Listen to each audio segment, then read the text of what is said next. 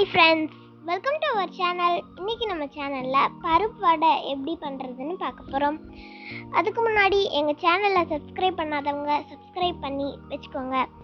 பக்கத்துல உள்ள bell ஐகானையும் press பண்ணுங்க. ஓகே, வாங்க வீடியோக்குள்ள போகலாம்.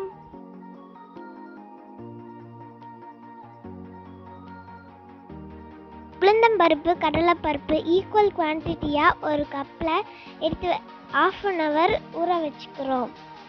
இது இப்போ மிக்ஸி ஜார் ட்ரான்ஸ்ஃபர் பண்ணிட்டு 2 மிளகாய் வத்தல், அப்புறம் மிளகாய் 1 டீஸ்பூன் அளவு உப்பு போட்டு நம்ம கரகரப்பா கிரைண்ட் பண்ணிக்கலாம். இந்த மாதிரி எடுத்து வச்சுக்கோங்க.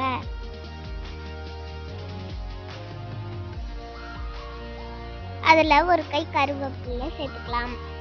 20 சின்ன வெங்காயம், 1 இன்ச் அளவு இஞ்சியை தட்டி வச்சுக்கிறோம். 1 டீஸ்பூன் சீரகமும் சேர்த்துக்கலாம். அப்புறம் அதில் 1 டீஸ்பூன் பெருஞ்சீரகமும் சேர்த்து நல்லா கலக்கிக்கலாம். 2 டேபிள் ஸ்பூன் அரிசி மாவு சேர்த்துக்கிறோம்.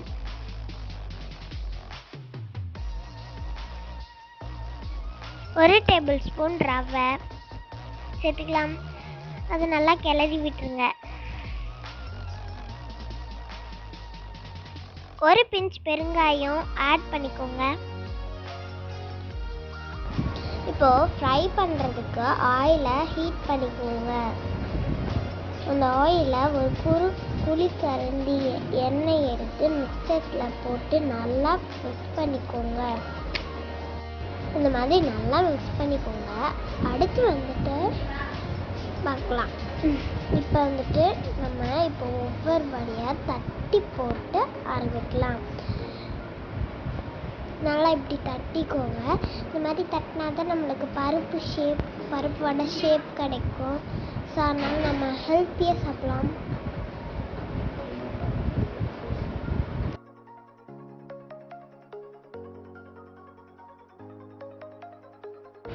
½ டன் ஆயிலில் பொரிஞ்சதுக்கப்புறம் அதை எடுத்து தனியாக வச்சுக்கோங்க. இதே மாதிரி எல்லா வடையும் ½ டன்னாக குக் பண்ணி தனியாக வச்சுக்கோங்க.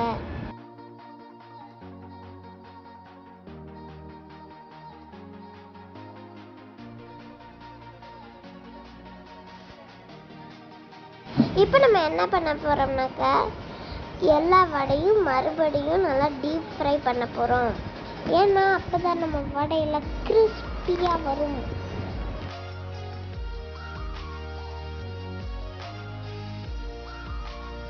பார்த்தீங்களா எவ்வளோ கிறிஸ்பியாக இருக்குதுன்னு? எங்கள் வீட்டில எல்லாம் டெய்லி இப்படி தான் செஞ்சு தருவாங்க.